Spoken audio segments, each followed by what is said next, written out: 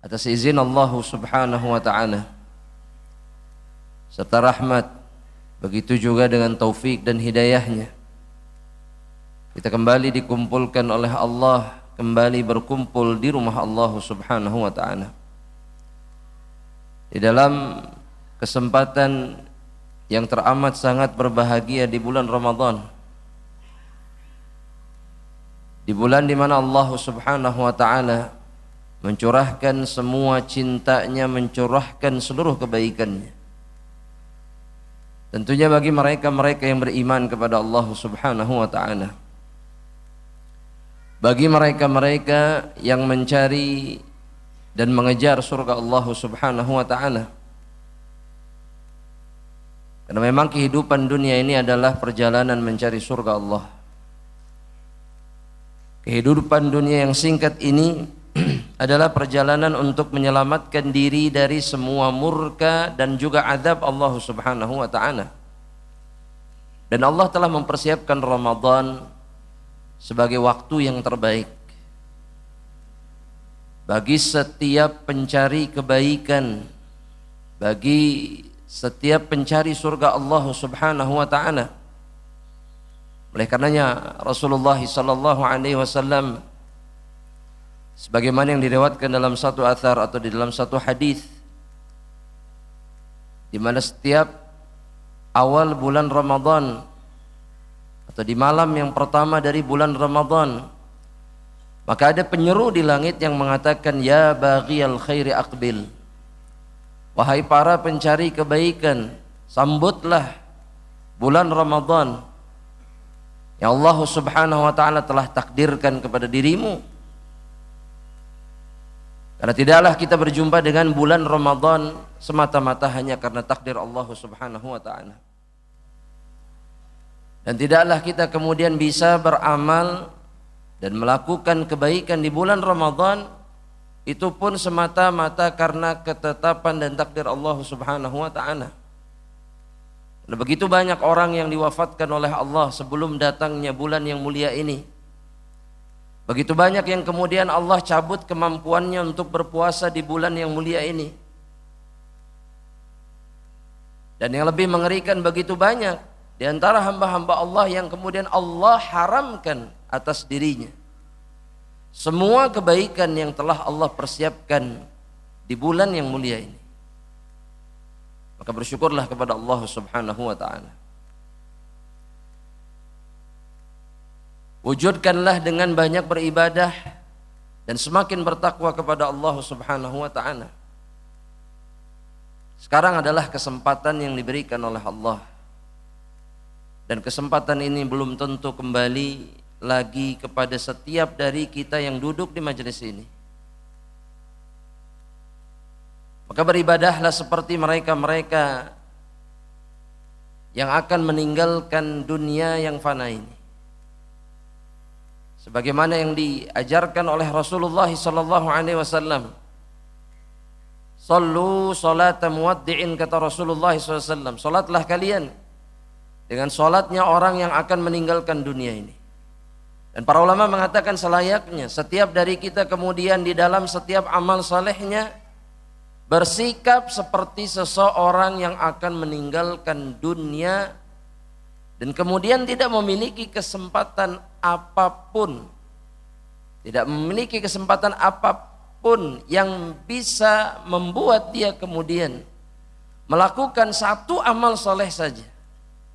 Ada ketika datang kematian, terputuslah semua ikhtiar, semua perjuangan, semua langkah kaki seorang hamba Allah untuk bisa mendapatkan rahmat Allah dan kemudian untuk bisa mendapatkan pengampunan Allah. Inilah harapan mereka-mereka yang sudah diwafatkan oleh Allah Subhanahu wa taala.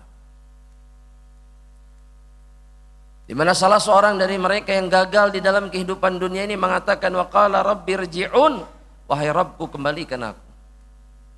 Wahai Rabbku kembalikan aku, la'alli a'malu salihan fima tarakt. Ini wajib kita ulang-ulang, kita perdengarkan untuk diri kita sendiri. Bagaimana ketika datangnya kematian, maka harapan yang kita harapkan sudah bukan lagi rumah ataupun kendaraan, bukan lagi anak keturunan yang membanggakan dan membahagiakan, bukan. Tapi yang ada di benak mereka yang diputuskan kehidupannya oleh kematian adalah dia memiliki kesempatan untuk bisa kembali ke dunia ini. Untuk apa? La'alli a'malu salihan fima tarak, agar aku bisa melakukan amal saleh yang dulu ketika di dunia aku tinggalkan amal soleh tersebut.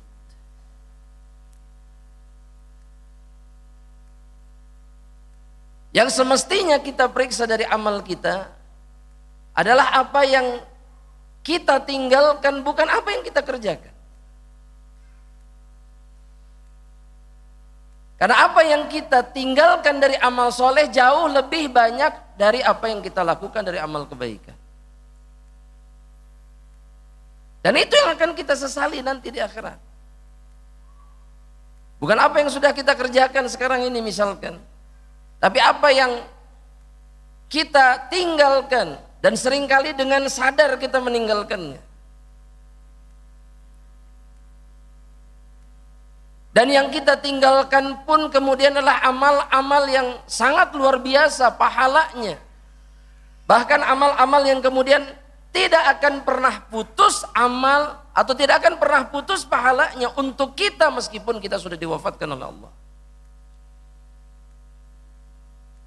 Yang wajib-wajib, yang fardiyah itu artinya yang dilakukan ibadah yang wajib atas diri kita sendiri. Dan manfaatnya hanya didapatkan oleh kita sendiri, itu jangan ditanya sudah. Sholat 5 waktu rajin, betul ya? Kemudian puasa Ramadan rajin atau tidak? Ya rajin. Ini semuanya puasa kan? Puasa semuanya, rajin, gak usah ditanya. Tapi faidahnya hanya kembali kepada dirinya sendiri.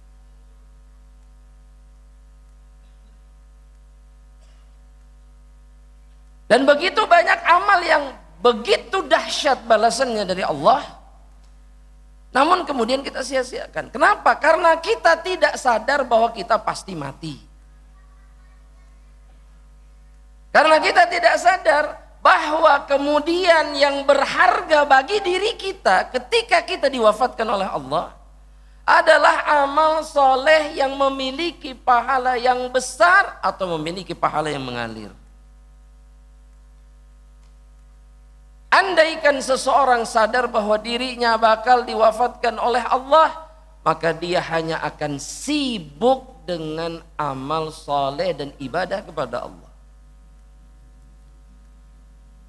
Karena gak ada lagi yang lebih berharga, khususnya ketika kematian telah menghampiri kita, melebihi amal yang kita lakukan ketika kita masih hidup di dunia. Sebagaimana yang disampaikan oleh Syekh Abdul Razak Ibnu Abdul Muhsin Al-Abbad hafizahumullah ta'ala di dalam kitabnya Ashrun Yajri Thawabuha Ba'dal Mamat, 10 amalan yang kemudian pahalanya, balasannya mengalir bahkan setelah kematian. Maka yang paling pertama disebutkan oleh beliau, dan ini sempat kita singgung di perjumpaan sebelumnya, sempat kita bahas, bahwa di antara amalan yang kemudian mengalirkan kebaikan meskipun seseorang sudah diwafatkan oleh Allah Subhanahu wa taala adalah ta'limul ilmi, mengajarkan ilmu. yakni mengajarkan ilmu syar'i, ilmu din, ilmu agama. Karena ilmu apapun di dunia ini tanpa agama, maka dia tidak bernilai apapun di sisi Allah. Makanya jangan terlalu berlebihan. Kita ini sering kali berlebihan memuji orang-orang yang tidak beriman dengan ilmu dunia mereka. Si fulan ahli ini, si fulan ahli itu. Apa gunanya di sisi Allah? Gak ada. Tapi bermanfaat bagi umat manusia. Bermanfaat bagi umat manusia, tapi tidak bermanfaat bagi pemiliknya. Padahal ketika dia beriman, ketika baik agamanya, maka semua kebaikan yang dia berikan kepada umat manusia akan menjadi pahala yang mengalir bahkan setelah kematiannya. Makanya tidak ada khilaf bahwa ilmu. Banyak orang yang bertanya-tanya, Ustaz, masa ilmu agama saja yang mulia itu? Ilmu agama saja yang mulia di dunia ini, gak ada lagi. Karena ilmu agamalah yang membuat apa yang kita lakukan menjadi memiliki nilai di sisi Allah. Ya, jamaah, betul? Betul? Makanya jamaah rahmatullahi Allah, binasanya umat ini adalah dengan kehilangan para ulama agamanya. Bukan dengan kehilangan ahli medisnya misalkan, tidak. Atau ahli tekniknya misalkan, tidak. Tapi dengan kehilangan ahli agamanya. Para ulamanya.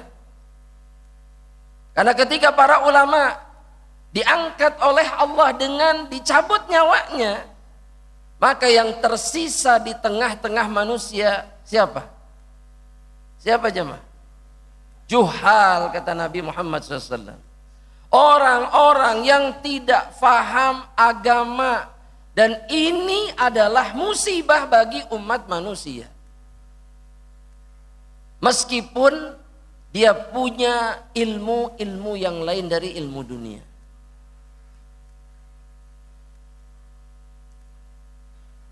Nabi Muhammad SAW, sebagaimana yang dikatakan oleh Syekh dalam hadis yang sahih dari sahabat Anas bin Malik, dari sahabat Anas bin Malik, diriwayatkan oleh Al-Imam Al-Bazzar dan yang lain. Kata Rasulullah SAW, beliau bersabda, sab'un, ada 7 perkara, ada 7 amalan, yajri lil abdi ajruhunna min ba'di mautihi wa huwa fi qabrihi. Ada 7 perkara yang mengalirkan bagi seorang hamba, yang mengalir pahalanya bagi seorang hamba Allah min ba'di mautihi, setelah kematiannya, wa huwa fi qabrihi, dalam keadaan dia sedang terbaring di dalam kuburnya. Maka yang pertama kali disebutkan oleh Rasulullah SAW adalah man 'allama ilman, mereka yang mengajarkan ilmu.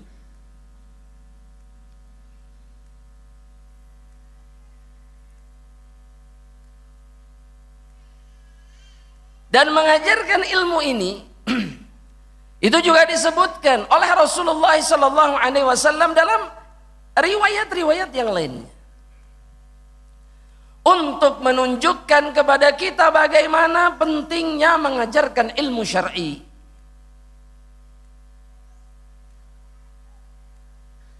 Wa dzalika anna ta'limal ilmi nafi', kata beliau, dan mengajarkan ilmu yang bermanfaat, yu'addu min ajallil a'mal, memang terhitung sebagai amalan yang paling mulia di antara amalan-amalan yang lain. Sebagian ulama mengatakan alasannya li'anna naf'uhu muta'addin, karena manfaatnya itu mengenai orang lain. Dan setiap amalan yang manfaatnya mengenai orang lain, maka dia jauh lebih besar pahalanya dibandingkan amalan-amalan yang lain.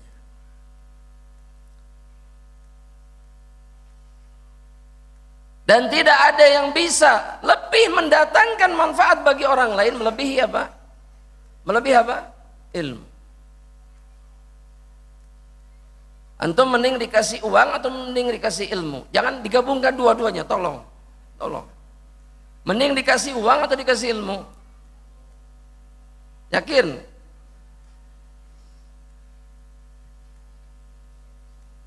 Uangnya 10 miliar. Mulai goyah, mulai. Oh iya. Sebagian bilang mola ayah nomornya 10 miliar. Aduh ya Allah. Perhatikan jemaah. Ini yang membuat kita kemudian tidak mendapatkan kebaikan dari Allah. Apa? Kita itu selalu buruk sangka sama Allah. Siapa yang mau ngasih 10 miliar? Seakan Allah nggak sanggup memberikan kita rizki sebanyak itu. Jangankan 10, 1.000.000.000 sekalipun. Kalau Allah mau, gampang buat Allah. Caranya gimana terserah Allah. Makanya rizkinya nggak berkembang. Kenapa? Buruk sangka terus. Suudzonnya terus ke Allah teh. Saha nurek mere. Gimana? Masa cuma dagang ini dapatnya 10 miliar lah. Haula wala quwata illa billah. Serendah itukah anggapan kita kepada Allah? Bukankah Allah yang menggenggam langit dan bumi? Bukankah Allah yang menanggung rizki semua makhluk yang ada di atas permukaan bumi ini? Apa sulitnya buat Allah? Tapi kalau kita disuruh memilih kemudian, tidak ada yang lebih berharga melebihi ilmu yang bermanfaat bagi seseorang. Karena ini yang akan memudahkan jalannya masuk ke dalam surga Allah. Tidak ada. Makanya orang-orang terdahulu tahu mana yang lebih berharga. Mereka tahu prioritasnya. Orang dulu juga sama, para sahabat juga sama. Mereka punya profesi dunia, tapi mereka tahu mana yang lebih penting. Tahu prioritas mereka. Mereka nggak menukarkan ilmu dengan dunia, tidak pernah. Tidak pernah.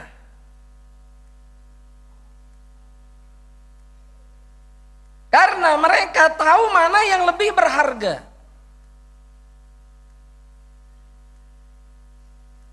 Wa afdalul qurubat, kemudian kata Syekh, mengajarkan ilmu itu di antara taqarrub yang paling afdal kepada Allah. Jangan selalu menghukumi diri kita itu nggak bisa mengajarkan ilmu agama. Apa yang antum tahu dari ilmu agama antum sampaikan, itu namanya ta'limul ilmi, dan setiap dari kita pasti bisa. Sampaikan aja apa yang diketahuinya, titik sudah. Jangan menyampaikan sesuatu yang dia tidak punya ilmunya. Coba, masa di antara hadirin gak bisa mengajarkan Al-Fatihah kepada anaknya misalkan? Gak bisa? Jemaah, bisa apa enggak? Sholat baca apa? Sholat baca apa? Surat Al-Fatihah. Gak bisakah mengajarkan Al-Fatihah kepada anak? Satu aja Al-Fatihah, gak usah jauh-jauh lah, gak usah berat-berat. Gak bisa. Kan kita tahu cara bacanya. Dan kenapa kita gak melakukannya? Karena kita tidak pernah menyadari betapa berharganya satu surat itu jika kita ajarkan kepada orang lain. Khususnya kepada orang-orang terdekat kita. Gak sadar gitu. Ya, dan memilih diserahkan aja udah sama orang sudah. Hatta Al-Fatihah, hatta huruf-huruf hijaiyah diserahkan sama orang. Jangan. Kita serahkan fadilah itu kepada orang lain.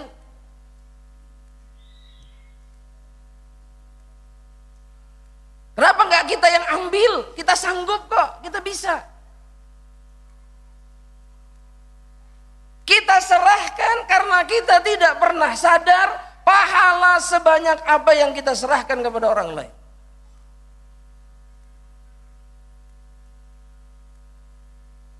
Kita tidak menganggap mengajarkan ilmu itu berharga. Padahal dia yang paling mendekatkan kita kepada Allah Subhanahu wa ta'ala. Wa huwa wadhifatul anbiya, bahkan mengajarkan ilmu itu adalah pekerjaannya para nabi dan rasul. Kalau antum pikirkan apa sih sebetulnya pekerjaan para nabi itu? Cuma satu, apa? Mengajarkan, menyampaikan ilmu kepada umatnya. Titik. Dan itulah yang membuat mereka kemudian menjadi hamba-hamba Allah yang terbaik. Dan para ulama disebut apa? Para ulama disebut apa? Warathatul anbiya, pewaris para nabi. Bukan karena tanpa alasan, bukan. Tapi karena sebab apa? Mereka mirip, mereka itu mirip. Para nabi dengan para ulama mirip. Dalam hal apa? Mengajarkan, menyampaikan ilmu. Ya, jemaah, kira-kira kalau pewaris para nabi, kumpulnya nanti di akhirat sama siapa?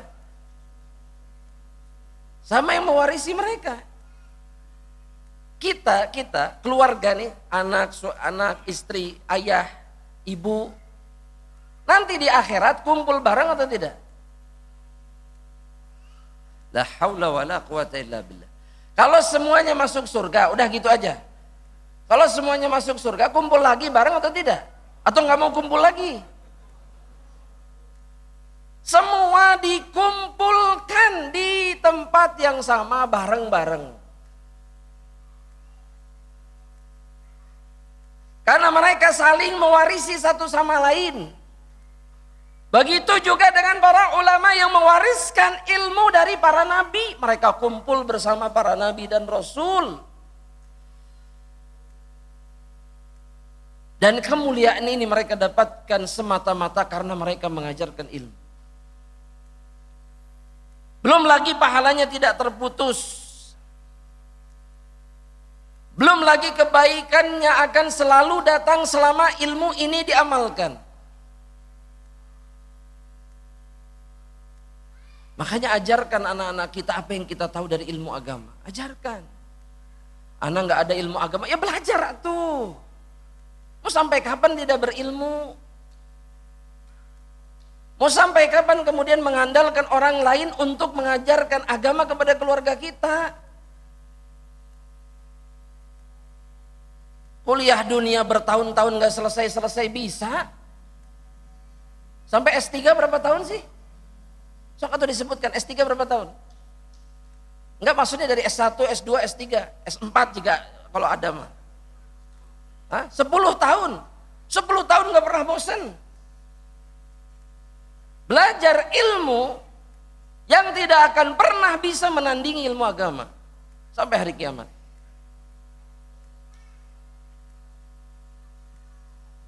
Masa belajar ilmu agama seminggu 2 kali gak bisa? Ya, betul gak?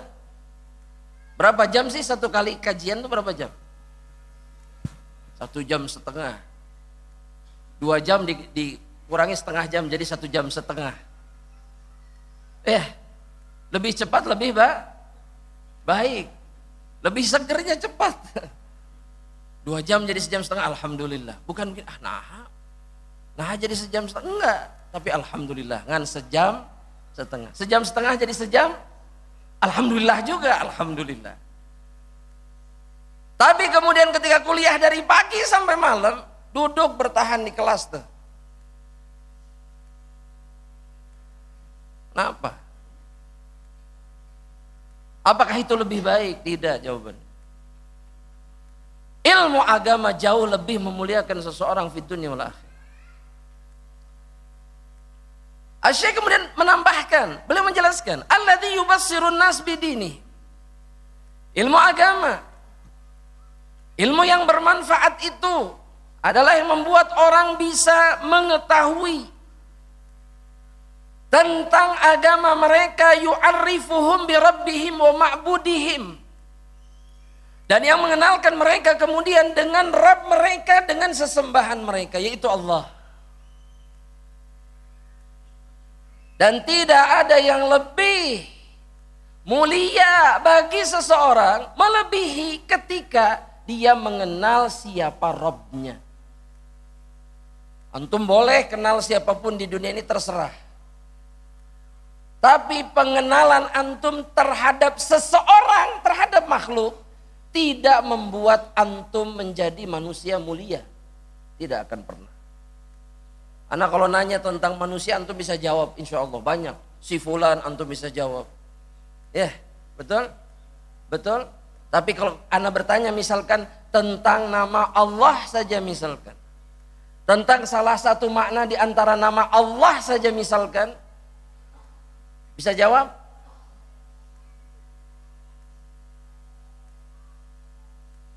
Ketika berbicara sepak bola, satu liga, semua klub hafal namanya, hafal asal usul dari mana mereka datang. Coba Anda mau tanya sederhana, pertandingan kemarin di GBLA siapa yang menang?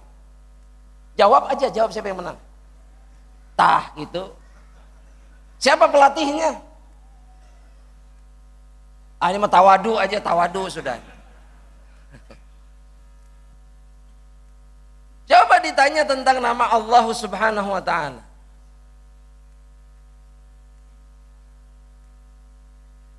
Enggak akan ditanya sama Ana, sudahlah. Bisa jawab enggak? Atau ditanya misalkan berapa nama Allah yang kita hafal saja, itu aja lah, nggak usah jauh-jauh. Sok, berapa? 99 kah? 80 kah? 50 nama kah?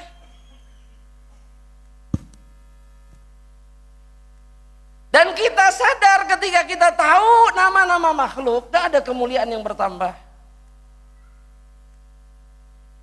Tapi ketika kita faham, hafal nama-nama Allah, maka kita pasti didekatkan oleh Allah Subhanahu wa ta'ala kepada dirinya. Bahkan Nabi mengatakan, barang siapa yang hafal, yang tahu artinya dari nama-nama Allah, dan kemudian beramal dengan kandungan nama-nama Allah, dakhalal jannah, dia pasti masuk surga. Man ahsaha dakhalal jannah, barang siapa yang mengihsa nama-nama Allah. Ihsa itu artinya hafal, tahu artinya, dan beramal sesuai dengan konsekuensi atau kandungan nama-nama Allah. Ketika tahu Allah Al-Ghafur misalkan, Al-Ghaffar misalkan, maka hidup kita hanya berusaha meminta ampunan Allah. Kenapa? Karena dia sadar Rabbnya Maha Pengampun. Gak pernah putus asa dia ketika berdosa sama Allah. Ketika tahu Rabbnya, ini diantara nama yang paling dihafal oleh kita, Ar-Razzaq. Betul? Apa artinya sok? Pasti bisa jawab semuanya. Maha pemberi rizki. Oh, udah Razzaq mah hafal semua. Tapi anehnya, ketika mencari rizki, begitu buruknya prasangka dirinya terhadap Allah. Contohnya yang tadi itu, 10 miliar, saha nurek mere 10 miliar. Allah, sok atuh. Katanya tahu nama Allah Ar-Razzaq. Tapi kemudian didustakan oleh keyakinannya sendiri. Stres, bingung, putus asa ketika mencari rizki. Sedangkan Rabbnya tidak pernah putus menurunkan rizki kepada hamba-hamba.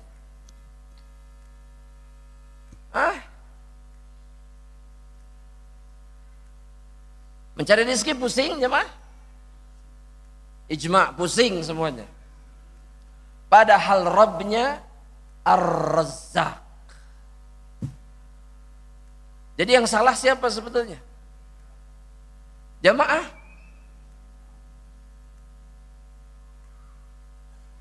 Tapi udah kumaha Ustadz hese. Yang salah siapa? Kita. Allah tidak pernah putus menurunkan rezeki.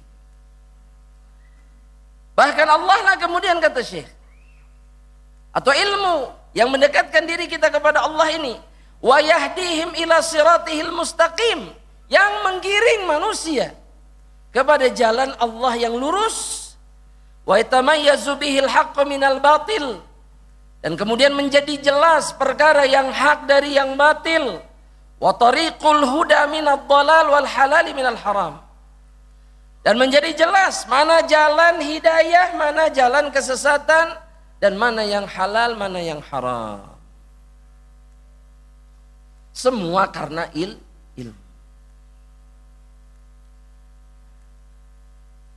Asy-Syaikh mengatakan wahuna yatabayyanu idhamu fadlil ulama an-nasihin wad du'atil mukhlisin.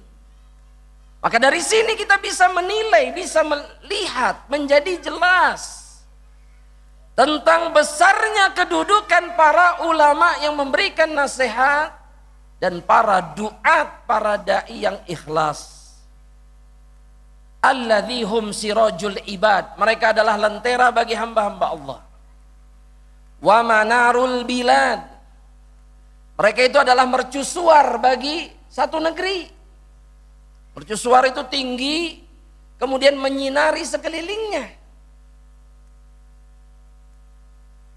Itu kenyataannya. Meskipun banyak orang yang kemudian tidak tertarik untuk berilmu agama, banyak sudah. Kalau mencari ilmu, cari yang paling gampang, yang paling tidak menyulitkan. Betul? Yang gratis. Terus apa lagi? Hah? Yang menguntungkan kemudian bagi dirinya.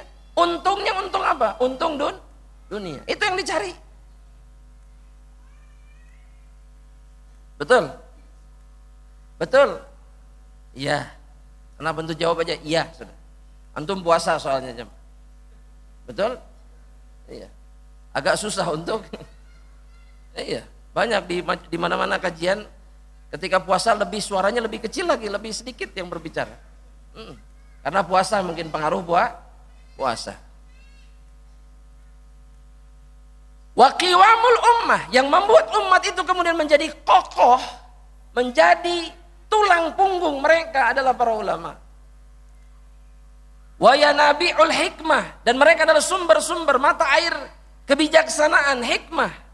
Hayatuhum ghanimah. Garis bawahi kalimat ini. Hidupnya orang-orang yang berilmu itu adalah ghanimah. Adalah perbendaharaan kemuliaan yang banyak. Seperti ghanimah rampasan perang.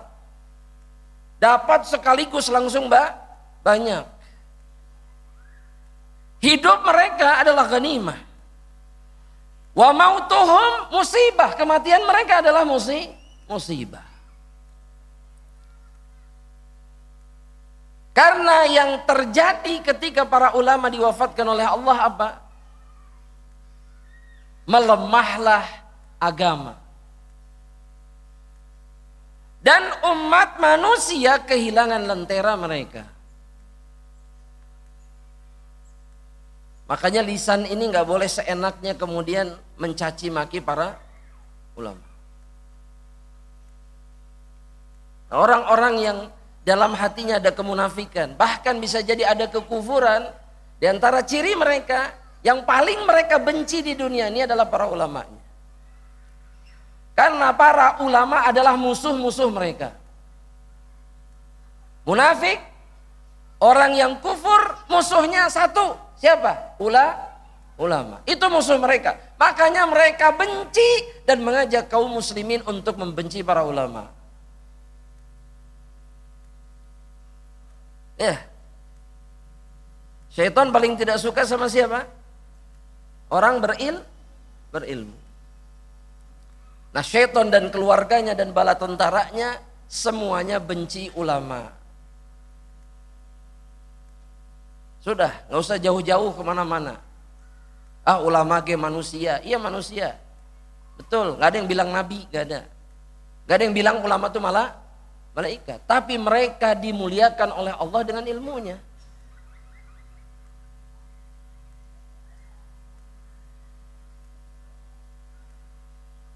Hadirin benci para ulama? Anda ulangi sekali lagi. Hadirin benci para ulama? Tidak. Kenapa? Kenapa nggak benci? Ya nggak ada alasan untuk membenci mereka.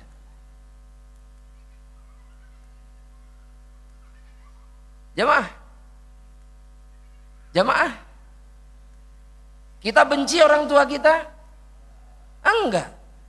Maka para ulama adalah orang tua kita di dalam ilmu.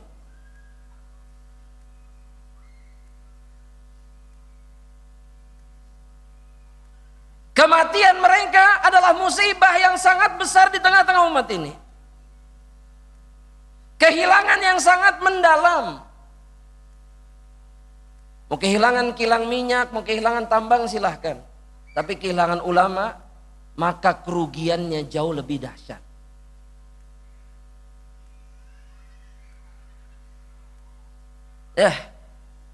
Gak ada urusannya dengan dunia ini. Dunia itu hilang dan kembali, pergi dan datang. Dunia mah selalu begitu jamaah. Tapi hilangnya para ulama adalah keretakan yang tidak akan pernah bisa ditambal oleh apapun. Karena orang-orang yang jahil tidak akan pernah bisa menggantikan kedudukan mereka. Ya, kalau dalam urusan dunia siapapun bisa menggantikan posisi orang lain. Betul? Bahkan orang yang tidak paham apapun sekalipun bisa menggantikan posisi seseorang. Tapi dalam urusan agama tidak bisa. Asy-Syaikh mengatakan para ulama fahum yu'allimunal jahil, mereka mengajari orang yang jahil. Wa yudzakirunal ghafil, dan mengingatkan orang yang lalai. Wa yursyidunad dhal, dan mereka memberikan petunjuk kepada orang yang tersesat. La tutawaqqa'u lahum ba'iqah wa la takhafu minhum ghailah. Kita tidak bisa membayangkan ada keburukan yang datang dari mereka karena ilmunya. Dan kita tidak pernah mengkhawatirkan adanya keburukan dari mereka dengan ilmu yang mereka miliki. Maka ketika wafat salah seorang dari ahli ilmu, kata Syekh, tabqa ulumuhu bainan nasi mauruthah, maka ilmunya tetap ada di tengah-tengah manusia, diwariskan dari satu orang ke orang yang lain. Ya, betul? Betul jemaah?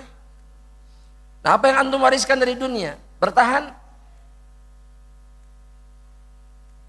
Ya, antum wariskan dari dunia. Kalau antum meninggal ada waris. Ada waris atau tidak ada waris? Ada. Pertanyaannya, sampai kapan dia bertahan? Sampai kapan? Sok, pikirkan dulu sejenak. Sampai kapan harta yang hadirin wariskan untuk keturunan hadirin itu bisa bertahan? Sok dikalkulasikan kira-kira kapan? Sampai kapan? Ya habisnya iraha kira-kira gitu. 5 tahun habis. Antum ngumpulinnya puluhan tahun, habis 5 tahun. Bisa jadi. Oh, bisa bertahan nggak? Bisa bertahan apa enggak? Bisa. Gimana caranya bisa bertahan? Dunia ini maksudnya bagaimana caranya bisa bertahan? Bisa jadi langsung habis. Sebertahan-bertahannya sampai kapan? Hah? Enggak, Anda enggak bicara wakaf. Kita enggak ke wakaf. Ini mah dunia saja yang diwariskan dari harta. Kalau diwakafkan beda lagi ceritanya. Ini mah cuman diserahkan nih, nak, warisan dari bapak, ini. Nah ini sampai kapan ini? Hah? Selama orang itu hidup. Terus setelah itu sudah selesai. Nanti orang ini mati, keturunannya mati, diturunkan lagi. Kalau masih ada itu juga. Tapi ilmu yang diwariskan oleh para ulama, maka kekal sampai hari kiamat. Maka kita saksikan para ulama yang kitab-kitabnya menyebar di antara kita, yang di rak-rak buku kita terpajang tuh nama-namanya. Orangnya hidup di tahun kapan itu? Imam Nawawi misalkan, kapan dia hidup? Imam Bukhari misalkan, kapan beliau hidup? Kapan diwafatkan oleh Allah? Abdullah bin Mubarak misalkan, Ibnu Katsir misalkan. Tapi ilmunya sampai hari ini masih dibaca, dipelajari, diajarkan. Tapi orang-orang kaya yang hidup di masa itu mana? Atau misalkan Qarun mana hartanya? Fir'aun misalkan, mana hartanya? Nggak ada warisan yang lebih baik melebihi ilmu yang diajarkan. Makanya kalau orang tua zaman dulu, di zaman orang-orang soleh, investasi mereka itu terhadap anak adalah ilmu. Nggak ada lagi. Imam Syafi'i ibunya menjual rumah warisan suaminya. Untuk apa? Untuk biaya pendidikan anaknya. Sampai akhirnya jadi apa? Imam Syafi'i jadi apa? Jadi imam bagi umat ini. Di Mekah ngontrak. Gak punya apa-apa, gak punya aset, gak punya. Karena dijual di Gaza, di Palestina. Pindah ke Mekah ketika masih kecil Syafi'i. Dan uangnya digunakan untuk membiayai pendidikan. Imam Malik menjual atap rumahnya. Nah, sekarang nggak bisa dijual atap, betul tidak? Bisa nggak? Dulu bisa, nggak ada hujan, atap rumah dijual. Untuk apa? Untuk biaya pendidikan belajar agama. Ya. Untuk kuliah dunia ada duitnya, ada nggak? Ada. Tapi untuk belajar agama, ada nggak duitnya? Atau diirit-irit kalau belajar agama? Jamaah. Maka ini menunjukkan bagaimana seorang hamba Allah Subhanahu wa taala menilai ilmu agama. Seberharga apa ilmu agama bagi dirinya, itu terlihat di dalam apa yang dia lakukan dalam kehidupan. Alas.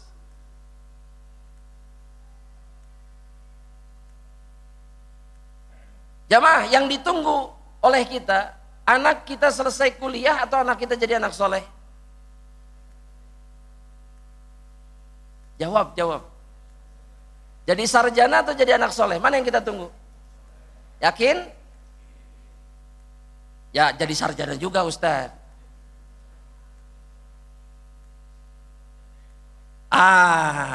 Sarjana yang soleh. Subhanallah, tetap harus ada sarjananya. Padahal sarjana nggak ada faedahnya. Kalau tidak soleh, nggak ada faedahnya. Sama sekali tidak ada faedahnya kalau dia tidak jadi orang soleh. Nggak ada faedahnya sama sekali.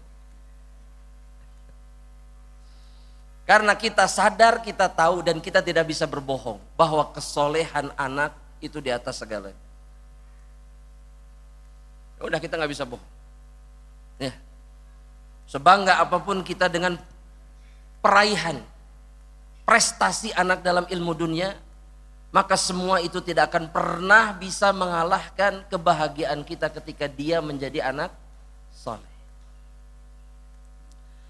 Makanya ini yang diingatkan kembali oleh Syekh. Ya. Dan orang-orang yang berilmu itu mu'allafatuhu, kata beliau. Tulisan-tulisannya, aqwaluhu, perkataan-perkataannya, bainahum mutadawilah. Di antara mereka terus dinukilkan satu sama lain. Terus perkataannya tidak pernah berhenti dinukilkan dari masa ke masa, dari satu orang ke orang yang lain. Minha yufidun wa anha ya'khudun. Dari kitab-kitab dan perkataan para ulama, orang-orang mengambil ilmu sebagaimana yang kita lakukan hari ini. Wa huwa fi qabrihi tatawala alaihi al-ujur, dan karena sebab ini para ulama terus menerus mendapatkan aliran pahala padahal dirinya di dalam kuburan. Padahal sudah wafat. Apa kata Nabi Muhammad sallallahu alaihi wasallam? Syekh mengatakan dalam hadis yang diriwayatkan oleh Abu Sahal Al-Qattan dengan sanad yang jayyid, Nabi Muhammad sallallahu alaihi wasallam beliau mengatakan, man 'allama ayatan, barang siapa yang mengajari satu ayat. Saya ulangi sekali lagi. Barang siapa yang mengajari satu ayat dari ayat-ayat Al-Quran, min kitabillah, Dan setiap dari kita bisa mengajari satu ayat saja bisa. Satu ayat saja sudah, satu ayat. Kalau 7 ayat kebanyakan satu ayat. Kalau Al-Fatihah berarti apa? Bismillah atau Alhamdulillahirabbil alamin. Yang diajarkan sudah terlepas dari khilaf.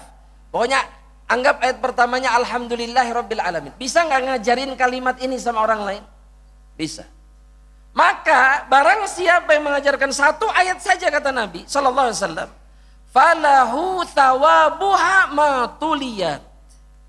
Maka dia berhak mendapatkan pahalanya selama satu ayat ini dibaca oleh orang yang dia ajari.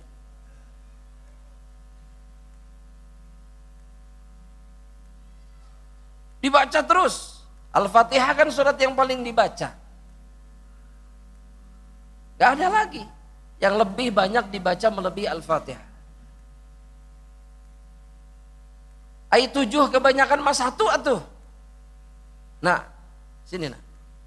Ayat pertama surat Al-Fatihah. Ulangi setelah ayat. Alhamdulillahirabbil alamin. Udah selesai sampai di situ. Sisanya kamu belajar di TPK. Bapak ayah cuma ngasih satu ayat. Sudah. Cukup sekian dari ayah. Tapi selama dia dibaca, maka dia berhak mendapatkan pahalanya kata Rasulullah SAW. Satu. Betapa pemurahnya Allah Subhanahu Wa Taala ini. Betapa mudahnya Islam ini. Satu ilmu yang kita ajarkan dari ilmu syar'i, wallahi ini akan menjadi pahala yang tidak pernah terputus. Selama ilmu ini kemudian dikerjakan, diamalkan. Oleh karenanya orang-orang yang berilmu, kata Syekh, jika mereka meninggal, maka kitab-kitabnya, wa tasjilati durusi, kemudian rekaman-rekaman pelajarannya dan muhadarahnya, wa khutabahul mufidah, dan khutbah-khutbahnya yang bermanfaat, baqiyah, akan tetap ada, kekal, yuntafa'u biha ajyalun lam yu'asiruh, yang akan diambil manfaatnya oleh generasi yang tidak sejaman dengan dirinya. Walam yuktab lahum an yalqauh, di mana orang-orang ini tidak pernah ditakdirkan oleh Allah untuk bisa berjumpa dengan para ulama ini, tapi mereka mendapatkan manfaat.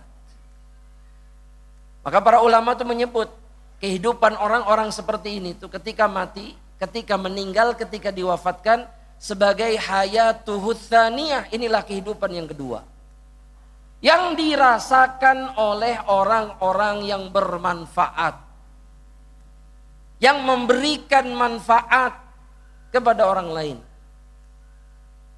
Padahal sudah mati tapi hidup. Kenapa dianggap hidup? Karena seperti orang yang beramal terus menerus, tidak pernah selesai.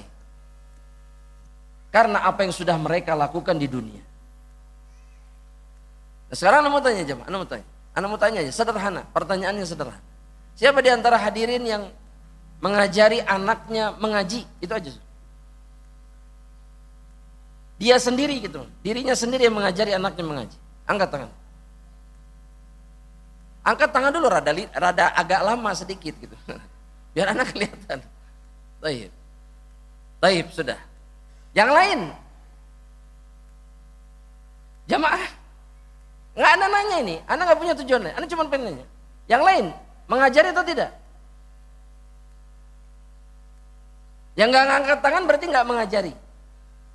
Dijawab aja jemaah, dijawab. Mengajari atau tidak? Anda nggak ngajari Ustaz, tapi Anda membiayai pendidikan anak-anak. Betul? Betul? Sepakat berarti. Anda biayai. Nah pertanyaannya Anda mau tanya, membiayai dengan mengajari langsung, mana yang lebih baik? Ijma'. Kalau dulu tidak kita lakukan, maka waktunya sekarang. Sampaikan apa yang kita tahu dari ilmu. belum terlambat. Sampaikan apa yang kita tahu dari ilmu kepada siapa? Kepada keluarga kita. Belum terlambat. Dulu mungkin kita tidak tahu. Dulu mungkin kita tidak paham. Dulu mungkin kita tidak pernah memikirkan ini. Tapi sekarang jangan mengulangi kesalahan yang sama. Dan semuanya belum terlambat. Jadi pulang dari sini jamaah rahmatillah Allah, apa yang hadirin akan lakukan? Ya istirahat di rumah sudah selesai. Nunggu waktu berbuka. Bukannya kemudian mengajarkan ilmu. Kan hadirin sekarang sebagian besar kan mengikuti pelajaran-pelajaran online, betul tidak? Ya, rekamannya didengarkan, terkadang dicatat rekamannya, betul nggak? Ya itu tadi ajarkan sama keluarga. Bukan hanya untuk bisa kemudian menjawab pertanyaan dan dapat nilai tertinggi. Tapi apa yang didengar, apa yang kemudian berhasil diujiankan dengan nilai yang sempurna, ajarkan kepada orang lain. Terutama keluarga. Nak, begini nak, duduk nak di sini nak. Abi baru belajar apa? Apa kira-kira? Kitab apa misalkan yang dipelajari? Sok atau dijawab jemaah, kitab apa yang dipelajari? Hah? Riyadhus Shalihin nak. Baru hadis pertama, tapi duduk sini nak, duduk. Tadi begini katanya. Dijelaskan. Ini teh hadis pertama ini nak, innamal a'malu binniyat. Kan Riyadhus Shalihin awalnya itu. Innamal a'malu binniyat wa innamal likulli imri'in ma nawa. Jadi maksudnya itu begini nak. Lakukan. Karena ketika anak kita mendapatkan hidayah, mendapatkan ilmu karena apa yang kita sampaikan, maka kita berhak dapat pahala dari apa yang dia lakukan kemudian.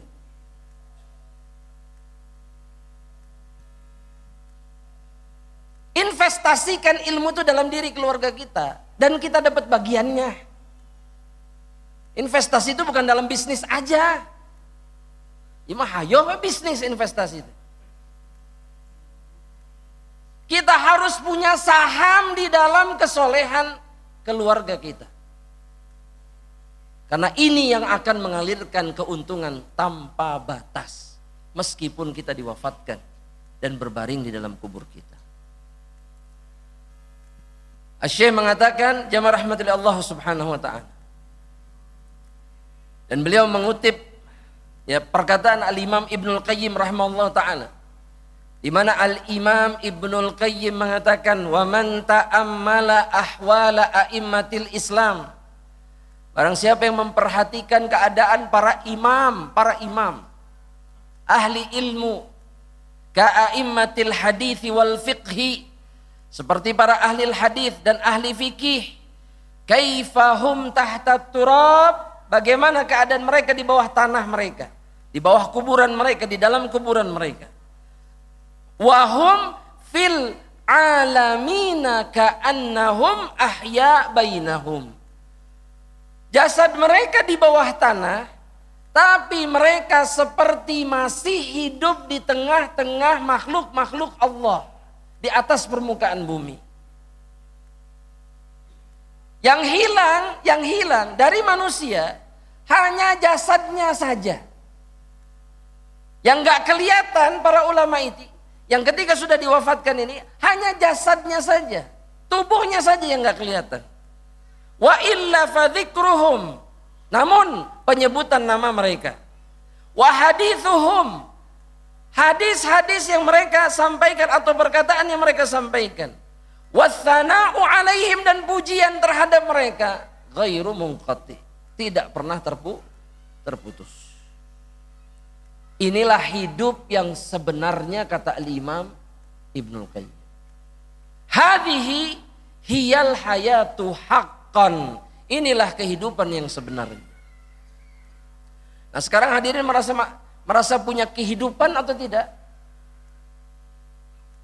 Makanya ini nggak bisa dijawab juga jemaah.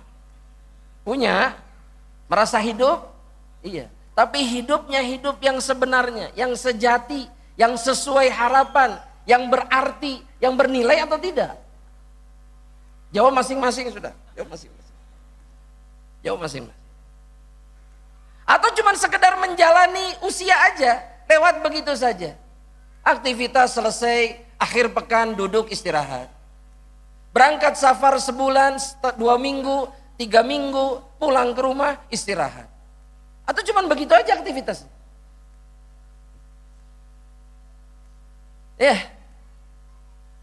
Pulang ke rumah bingung mau ngapain. Wah, libur sebulan nih, ngapain ya? Apakah ini yang disebut hidup?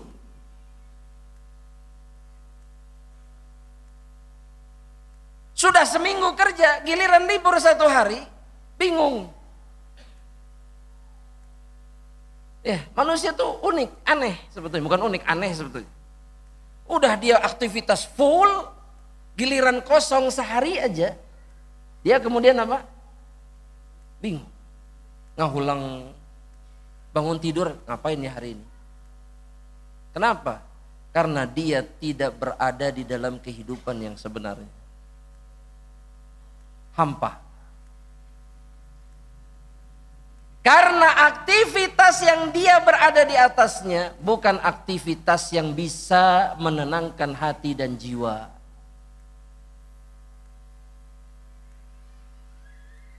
Tidak pernah menghilangkan rasa haus di dalam jiwanya.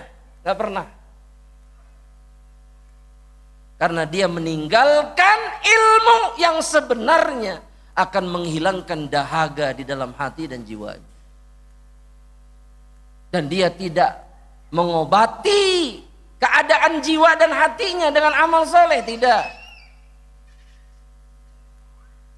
Maka dia hanya menghabiskan waktu sampai datangnya ajal. Tidak dengan orang-orang yang berilmu. Setiap detik dari kehidupan mereka di dunia berharga. Begitu juga dengan setiap detik kehidupan mereka di alam barzakh. Semuanya bernilai. Dan menjadi kebaikan bagi mereka. Ini yang namanya hidup. Ini namanya hidup.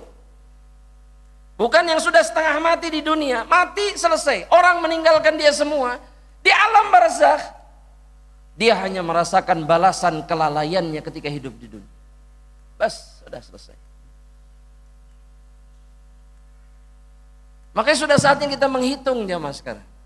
Yang kita hitung bukan duit. Tapi yang kita hitung adalah ilmu dan amal saleh. Sudah sebanyak apa yang kita lakukan. Sudah sebanyak apa yang kita kejar.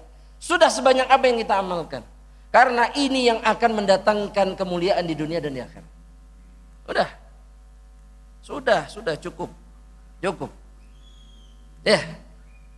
Karena mengejar dunia itu meletihkan. Capek.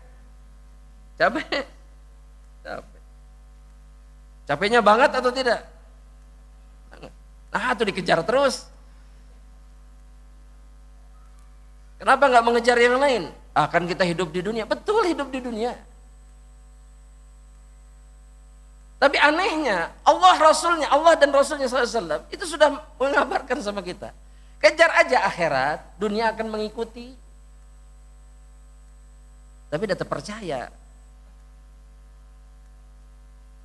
Yang dikejar terus, akhirat nanti belakangan.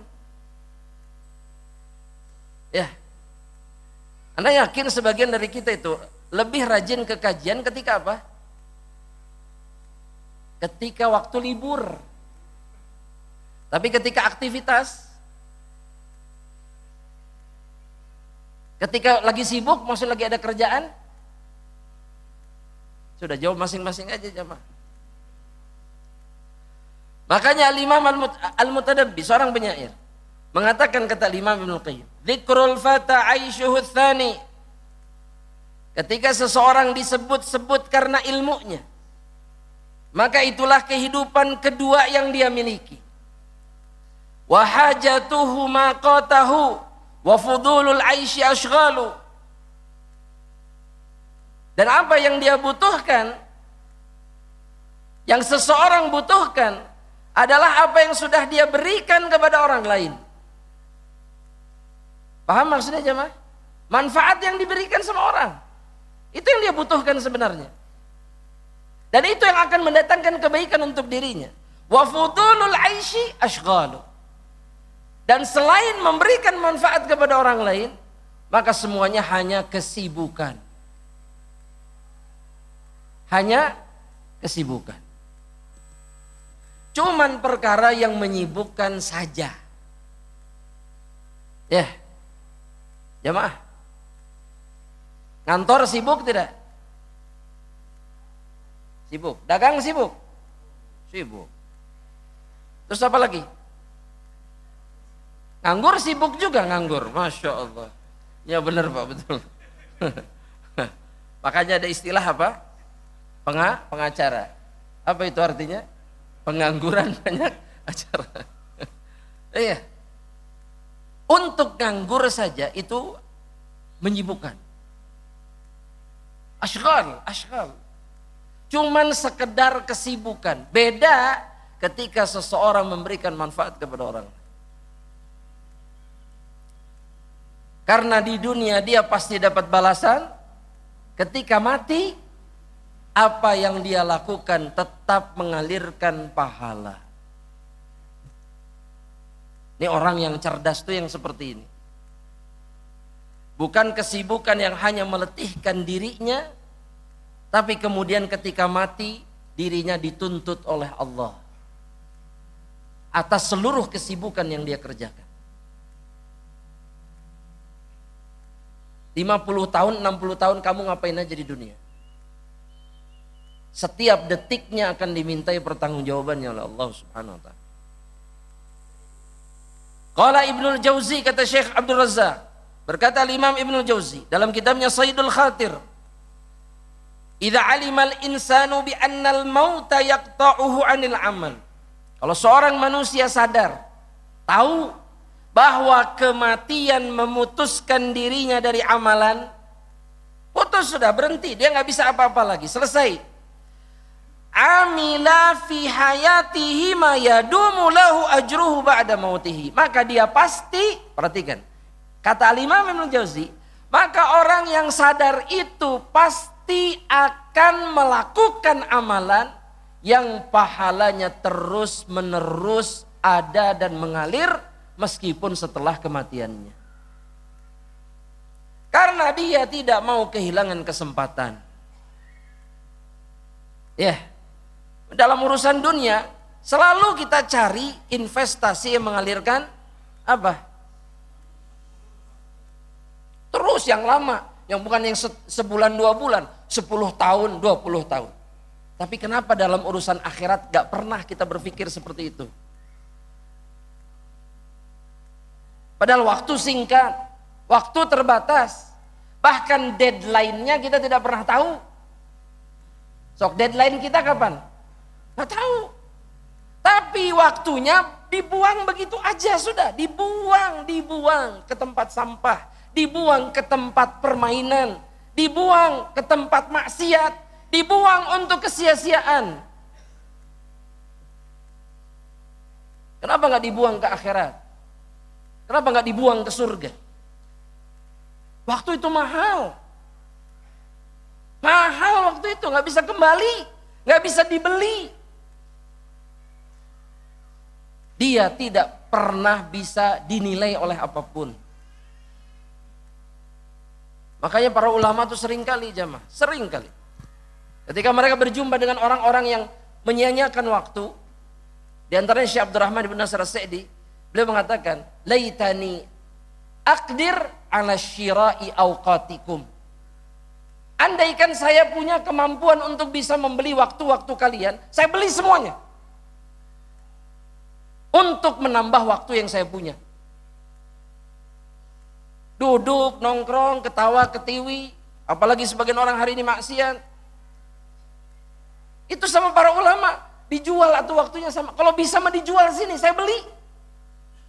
Saya masih butuh waktu yang lebih banyak dari 24 jam. Saya butuh. Adapun orang-orang ini dibuang begitu saja, tanpa nilai, tanpa harga sedikit pun. Coba pikirkan perkara tersebut. Betapa seringnya kita membuang waktu. Contohnya kata Imam Ibnu Jauzi. Contoh orang-orang yang sadar bahwa ketika dia mati, terputus dia dari amalan, dan dia akan melakukan amalan yang mengalirkan pahala untuk dirinya. Ka'an yusannifa kitaban fil ilm. Dia menulis kitab dalam ilmu. Fa inna tasnifal ilmi, karena menulis ilmu, waladuhul mukhallad. Karena hasil karya orang yang berilmu itu adalah anaknya yang kekal sampai ke akhir, yang selalu memberikan manfaat. Nah kata Syekh Abdul Razak, ini pun berlaku sama bagi mereka man yusahimu fi tibaatil kutubin nafi'ah. Ini pun berlaku sama bagi mereka yang memberikan saham, ikut menyimpan saham untuk mencetak buku-buku yang bermanfaat. Dibiayai, dia dapat pahala yang sama. Makanya diantara, kalau di negeri-negeri Islam yang lain, diantara amal yang dikejar oleh orang-orang yang punya uang, itu adalah membantu penyebaran kitab. Dibiayai oleh mereka. Bukan 1.000-2.000 eksemplar, jutaan eksemplar. Jutaan, dibagikan gratis. Karena nggak ada sedekah yang lebih berharga daripada sedekah ilmu. Caranya gimana? Bagi-bagi kitab. Betul? Betul jemaah?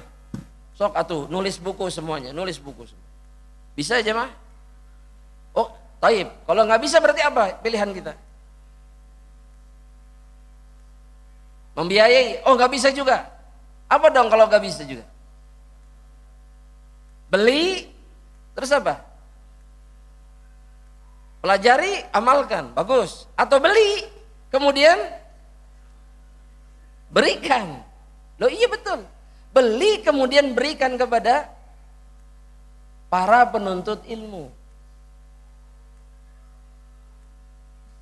Dapat pahalanya juga dapat. Tapi ini tidak pernah jadi pilihan. Ya, betul? Betul jemaah? Kita tuh kalau bagi-bagi pasti bagi-bagi apa? Kalau bagi-bagi pasti bagi-bagi apa? Makanan. Betul? Kenapa makanan yang jadi pilihan? Karena kalau nggak makan mati. Ya belum tentu juga sih. Ya, 2 hari 3 hari nggak makan masih hidup insyaallah ta'ala. Tapi amal saleh makanan. Tapi kalau dibandingkan sama buku yang dibagikan, mana yang lebih manfaat? Kalau dibaca bukunya. Makanya bagi-bagi buku itu sama orang yang mau baca, sama para penuntut, bukan para pengumpul ilmu. Siapa mereka? Yang suka mengumpulkan kitab di rak buku mereka. Pengepul ini. Iya. Nanti kalau mereka wafat, anak mereka tidak tertarik dengan ilmu agama, ini dikilo ini.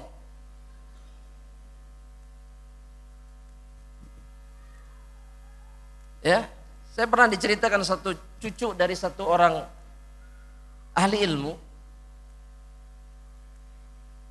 yang ahli warisnya itu kebingungan dengan ribuan kitab yang ada di perpustakaan kakek mereka. Ada ribuan. Itu bingung mau digimanakan. Nah sebagian dari mereka punya ide apa? Ngesu di kilo kata. La ilaha illallah. Di kilo. La haula wala quwata illa billah. Ya, ini surga jamaah, ini surga. Perpustakaan itu surganya orang-orang yang sadar, yang mencintai ilmu. Surganya perpustakaan.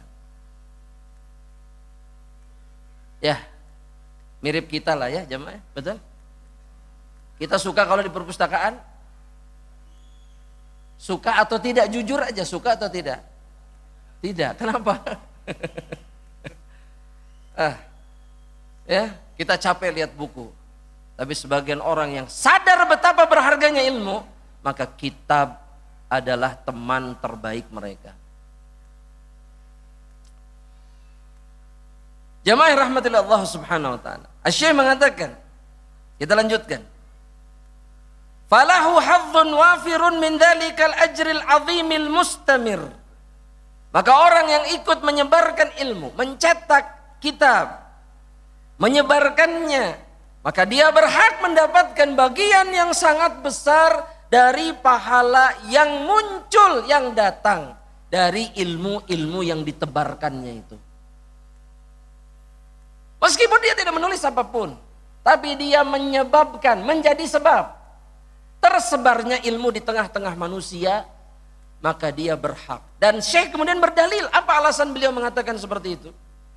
Kata beliau, karena Nabi Muhammad SAW bersabda, "Man da'a ila hudan kana lahu minal ajri mithlu ujuri man tabi'ahu." Barang siapa yang mengajak orang lain kepada petunjuk, kepada kebaikan, dengan cara apapun. Sebagian hadirin itu ada yang, maksud ana sebagian orang ya, sebagian orang itu ada yang hobinya cuman nge-share informasi kebaikan. Betul?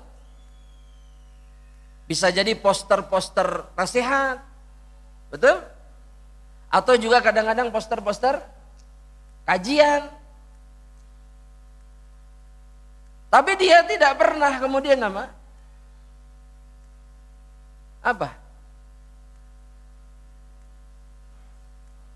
Gak pernah apa? Kekajian ente. Nasihat ya kadang dilakukan, seringnya enggak. Apakah dia berhak dapat pahala? Maka jawabannya berhak. Berhak. Karena sekedar mengajak orang lain kepada kebaikan, kepada petunjuk, maka dia berhak mendapatkan pahala dari orang-orang yang kemudian dapat hidayah, dapat petunjuk, dapat kebaikan, melakukan kebaikan akibat apa yang dia tunjukkan. Tinggal disempurnakan dengan melakukan apa yang dia sampaikan kepada orang lain. Wah, ini sebagian orang bersemangat, ayo kita mah share terus share pokoknya. Tapi kajiannya tidak, lumayan. Dapat pahala tanpa harus capek. Nah kalau kita nggak pernah berusaha melakukan apa yang kita sampaikan sama orang, kita bisa dimurkai sama Allah. Itu yang harus kita ingat. Karena orang yang mengatakan, menyampaikan apa yang dia tidak melakukannya, itu dimurkai sama Allah. Makanya sempurnakan. Nge-share kajian datang juga. Memberikan nasihat, lakukan juga nasihatnya. Betul ya Bapak Ibu ya? Saya yakin Bapak Ibu sering nge-share poster-poster nasihat, betul? Sering? Diamalkan enggak? Jawab masing-masing. Tidak bisa dikatakan. Ya? Maka setiap dari kita menilai dirinya sendiri. Ya, orang yang cerdas adalah orang yang selalu berusaha menyelamatkan dirinya dari murka Allah dan mendekatkan dirinya kepada rahmat Allah. Itu yang paling cerdas di antara manusia. La yanqusu dzalika min ujurihim syai'an, kata Nabi Muhammad SAW. Tidak akan pernah berkurang pahala orang-orang yang melakukan kebaikan karena dia tunjukkan. Gak berkurang. Full, sempurna Allah berikan kepada diri. Wa minal ilmin nafi', dan di antara ilmu yang bermanfaat, kata Syekh, yang pahalanya mengalir setelah kematian, adalah syira'ul kutubin nafi'atil mufidah, adalah dengan membeli buku-buku yang bermanfaat.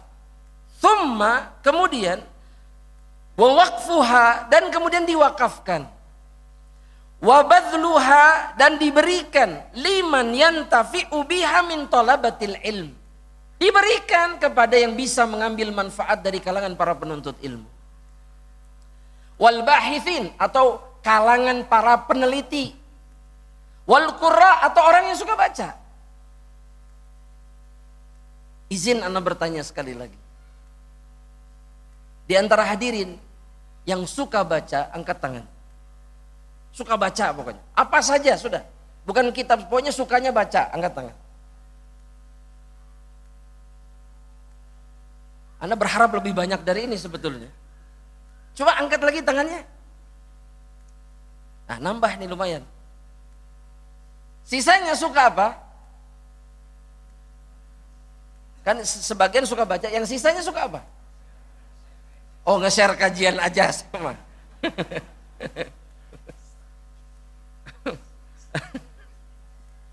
Anda mau tanya, kenapa gak suka baca? Kira-kira apa penyebabnya gitu? Kurang minat sama membaca, kenapa?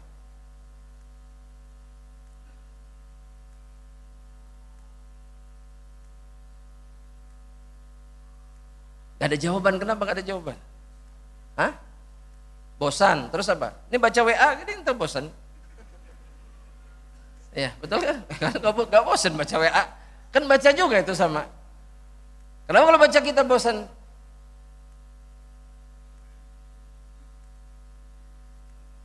Hah? Oh, karena terlalu tebal. Baca yang tipis-tipis. Bisa. Dicicil aja yang tebal itu kan gak harus dibaca sekaligus. Tapi seringkali kalau novel bisa dari awal sampai akhir. Satulah yang Anda tahu, ini yang Anda tahu, orang-orang yang Anda tahu. Itu baca novel apa? Harry Potter. Ah, sudahlah, tahu semuanya, Anda tahu, yakin lah. Kan tebal-tebal tuh ya. Itu dia bisa baca dari awal sampai akhir dalam satu hari. Bahkan gak sampai setengah hari selesai. Dibaca, dibaca. Seru, segini nih, bukunya segini. Setiap jilidnya, setiap setiap keluar rilis, segini tebalnya. Nah, bisa. Kenapa kalau baca kitab ilmu, karek buka muqaddimahna, subhanakallahumma wa bihamdika. Baru baca muqaddimah penulis atau penerbit, udahlah cukup. Terus lihat daftar isi, oh ya isinya yongkul, yang sudah tutup. Kenapa? Tulis jemaah, ini harus ditulis. Karena kita tidak sadar bahwa membaca itu diantara bentuk ketaatan kepada Allah. Khususnya membaca ilmu yang bermanfaat, dimulai dari Al-Quran dan yang setelahnya Al-Hadits dan yang semisal dengan.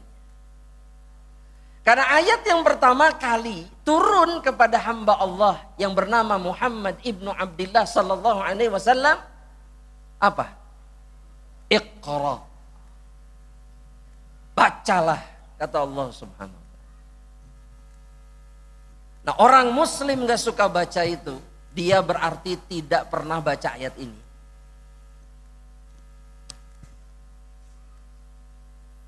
Harusnya di negara muslim itu tingkat literasi itu sangat tinggi. Kenapa? Karena membaca itu di antara perintah Allah. Nah, ini yang membuat kita malas baca. Kita nggak sadar bahwa membaca itu bisa jadi amal kebaikan bagi kita. Apalagi yang kalau kita baca ilmu yang bermanfaat. Nggak akan rugi antum baca kitab itu, antum nggak akan rugi. Waktu antum berharga. Makanya berikan sama orang yang suka baca supaya kitab ini bermanfaat. Bukan para pengepul tadi yang suka ngumpulin kitab, kerjaannya ngumpulin kitab. Berangkat ke toko buku hanya untuk beli kitab berjilid-jilid dan kemudian dipajang. Kasih kaca, sudah begitu kacanya dikunci lagi. Yang mengenaskan, Anda lihat itu di masjid-masjid. Siapa yang mau mencuri buku, siapa? Karena maling itu nggak suka baca buku. Itu benar itu. Maling, perampok itu nggak ada yang rajin baca buku, nggak ada. Kalau mereka rajin baca buku nggak akan jadi maling. Subhanallah. Saya mengatakan begini, famadamat hadhil kutubu mawjudatan fahiya sadaqatun jariyatun. Selama kitab ini masih ada, maka dia adalah sedekah jariyah. Yatajaddadu thawabuha li muallifiha wa waqifiha. Pahalanya akan terus datang bagi orang yang menulis kitab tersebut atau yang mewakafkannya di jalan Allah.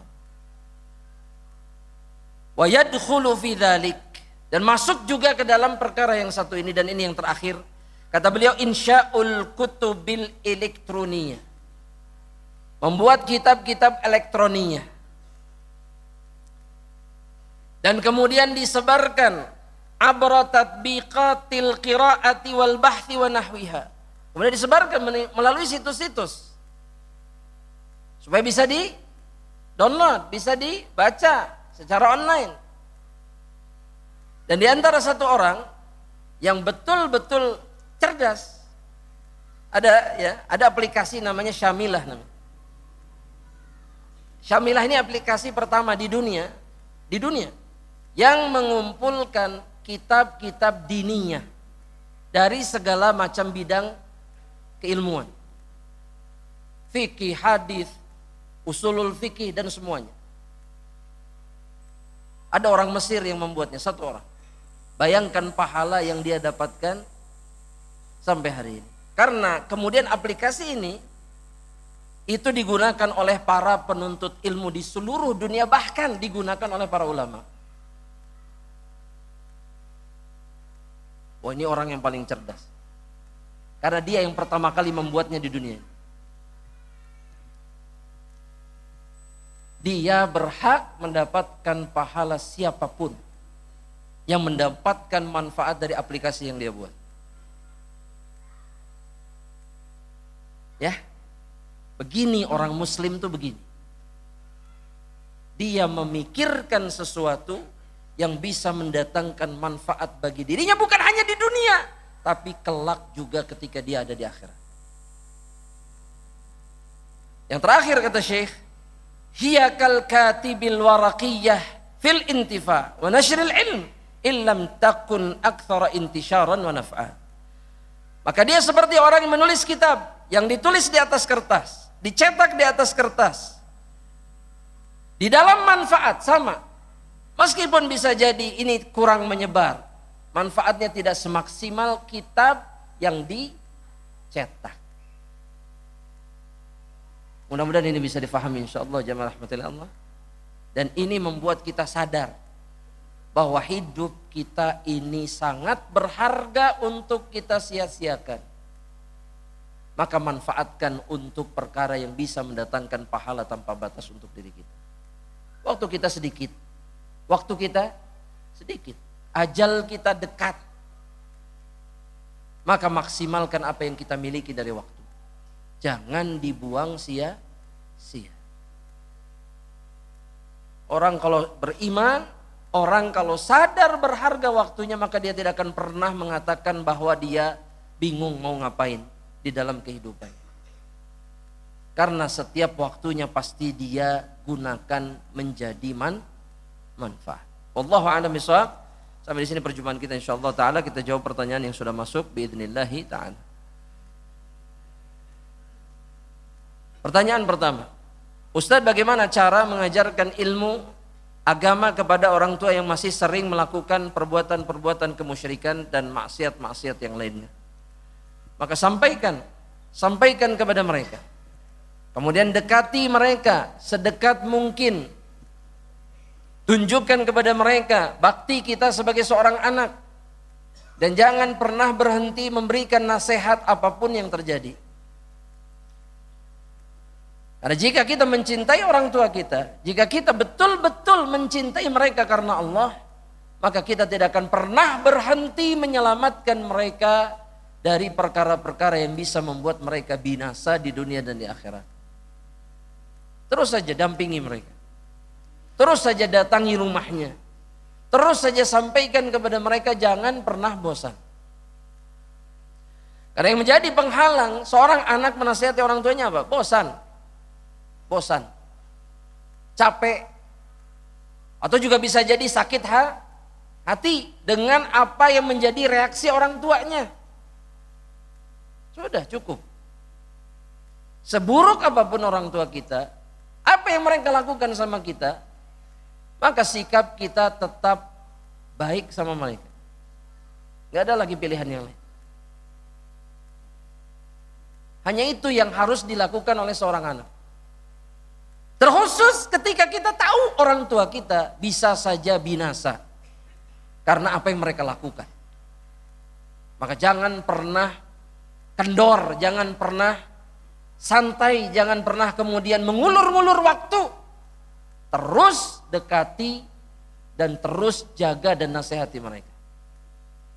Itu yang bisa kita lakukan sebelum datang ajal Allah Subhanahu wa taala kepada orang tua kita. Pertanyaan berikutnya.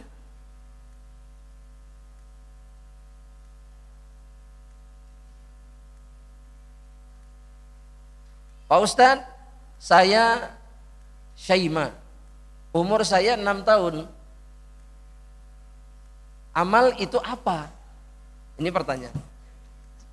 Amal itu artinya adalah sesuatu yang dilakukan oleh seseorang. Itu namanya amal. Dan ketika disebut amal saleh adalah perbuatan sesuatu yang dilakukan oleh seseorang sebagai bentuk ibadahnya kepada Allah. Itu yang disebut dengan amal saleh. Ya, jadi amal itu Syaima adalah sesuatu yang dilakukan oleh seseorang. Ya, seperti pergi ke kajian, sholat ke masjid, berbuat baik kepada orang lain, orang tua, maka itu adalah amal. Wallahu a'lam bishawab. Pertanyaan berikutnya.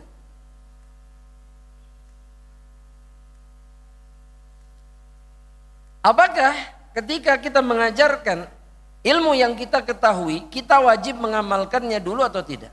Idealnya kita mengamalkannya dulu. Tapi kalau kita punya kesempatan menyampaikannya sebelum mengamalkan, maka sampaikan.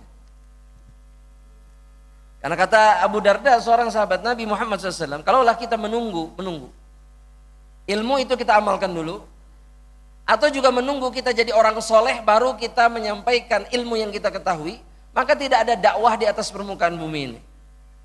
Gak ada. Betul? Gak ada. Yang harus dilakukan, kalau kita belum bisa mengamalkan atau belum mengamalkannya, maka sampaikan, setelah itu berusaha keraslah untuk bisa mengamalkan. Yang terbaik amalkan dulu, baru sampaikan. Tapi jika tidak sanggup, sampaikan dan berusaha keraslah untuk bisa mengamalkan. Pertanyaan yang kedua, dalam mengajarkan ilmu, apakah menunggu orang lain meminta kita atau diri kita yang berinisiatif mengajarkannya? Anda mau tanya, kalau nunggu orang lain kapan? Ada gitu orang yang tiba-tiba datang begini, tolonglah ajarkan saya ilmu, ada nggak? Ada nggak yang begitu? Nggak ada. Kecuali dalam urusan dunia banyak. Tolonglah ajarin saya lah, saya pengen bisa ini sama itu. Tapi kalau ilmu agama ada nggak yang datang begitu? Assalamualaikum, ngetok rumah kita gitu subuh-subuh misalkan. Akhi, afwan, kenapa? Tolonglah ajarkan saya ilmu syar'i. Ada yang begitu nggak? Nggak ada. Maka sampaikan sama orang. Kalau nunggu mereka, hampir kita tidak akan pernah mengajarkan apapun. Sampaikan aja. Ketemu orang di jalan, sampaikan. Kita begitu nggak? Misalkan random aja, ketemu orang di angkot. Assalamualaikum warahmatullahi wabarakatuh. Di angkot misalkan, innal hamdalillah wassalatu wassalamu ala rasulillah. Begitu enggak? Kenapa malu? Itu yang suka masuk ke dalam mobil-mobil umum ini enggak pernah malu. Jegerang-genjreng enggak pernah malu. Kenapa kok kita jadi malu? Malu Ustaz lah era banyak ceramah dalam angkot. Subhanallah. Ya. Subhanallah. Saya ada kakak kelas dulu, itu dia rumahnya jauh di Sulawesi sana. Itu teman-teman ini cerita, dia tuh kalau pulang ke Sulawesi naik bis, dari bandara tuh naik bis ke kampungnya berjam-jam. Itu sepanjang jalan di dalam bis dia ceramah. Ini alhamdulillah, ini gak ada yang kenal dia, diceramahi semuanya sama dia. Subhanallah. Ada orang yang gitu, ada jemaah. Ya, subhanallah. Kalau nunggu orang lain, ilmu ini tidak akan pernah tersampaikan. Maka sampaikan saja. Ya. Dan jangan pernah peduli dengan apa yang dikatakan orang lain. Anda tahu. Kita takut nanti dikatain orang misalkan, wah ini sok alim, betul? Sok tahu, merasa paling soleh. Gak apa-apa dituduh seperti itu, alhamdulillah. Gak pernah, daripada antum dituduh, ini mah ahli maksiat, ini mah tukang zina, ini mah tukang minum khamar. Mana yang lebih baik? Mending dianggap orang soleh atau sok soleh, gak apa-apa. Janganlah cacian, celaan orang itu memundurkan kita atau menghalangi kita dari menyampaikan kebaikan. Di antara sifat orang yang dicintai sama Allah dan mereka mencintai Allah, ini sudah jelas dalam surat Al-Maidah apa? La yakhafuna laumata laim, mereka tidak takut celaan siapapun. Dalam kebaikan, mereka tidak pernah peduli. Silahkan aja cela sesukanya, silahkan, ahlan wa sahlan. Dan itu tidak akan pernah menghentikan kebaikan yang kita lakukan. Terus aja. Karena cacian orang itu cuma sampai ujung lidahnya saja. Cuma sampai situ aja. Ya, cuma sampai situ. Bas. Ya, sudah gitu aja, selesai. Set, sampai di sini udah selesai. Gak ada lagi. Gak ada yang lebih dari itu, gak ada. Dan Nabi dicaci dengan cacian yang lebih keji. Beliau sabar. Tenang. Ya, kita baru dibilang sok alim, sudah ciut langsung. Sudahlah, gak mau lagi saya, gak mau lagi nyampein kebaikan sama orang. Kenapa? Disebut sok suci. Ya Allah, itu mah pujian, itu mah bukan celaan. Itu mah pujian. Kenapa harus membuat kita mundur? Maka ini diperhatikan jemaah. Pertanyaan berikutnya, Ustadz, apakah sholat di pelataran Masjid Nabawi pahalanya sama dengan sholat di dalam masjid kalau softnya bersambung? Iya. Atau sebagian ulama yang mengatakan pelataran dalam itu satu area sama, semuanya disebut masjid. Meskipun sholat di dalam lebih afdal, sebisa mungkin sholat di dalam. Kemudian pertanyaan berikutnya, orang tua anak, ibu anak, usianya saat ini 81 tahun, ada penyakit paru dan jantung. Nanti di bulan Ramadan, apakah dicoba saum dari awal nanti berbuka atau dari awal sahur diniatkan tidak saum? Maka dilihat kondisinya. Karena Allah Subhanahu wa taala telah mengatakan dalam Al-Qur'an, wa 'alal ladzina yutiqunahu fidyatun ta'amu miskin. Bagi orang-orang yang memang tidak sanggup untuk berpuasa, di sini ada uzur tidak ada. Penyakit paru dan jantung. Maka mereka cukup bayar fidyah, tidak perlu puasa. Itu keringanan yang sudah diberikan sama Allah. Kemungkinan puasa akan mengganggu penyakitnya. Kalau dalam kondisi seperti ini sudah kena jantungnya, sudah paru-paru pula, dan biasanya itu berhubungan dengan organ yang lain, puasa bisa saja memperburuk maka dalam kasus seperti ini ambillah keringanan. Jadi tidak perlu puasa. Nah, dibayarkan nanti fidyahnya setelah setiap hari puasa itu selesai. Jadi bisa setiap hari. Misalkan hari ini nanti dibayarkannya ba'da maghrib. Atau nanti diakhirkan di akhir bulan. Nanti sekaligus semuanya dikeluarkan di akhir. Itu juga boleh. Wallahu a'lam bishawab. Apakah mengingatkan ke anak untuk bersedekah, berbakti kepada orang tua, apakah itu termasuk mengajarkan ilmu atau suatu penghinaan? Wah, gimana ini bisa disebut penghinaan? Maksudnya takut anaknya tersinggung mungkin. Ya apa hak anak kemudian untuk tersinggung? Yang dikatakan orang tuanya nggak salah, Salahnya di mana?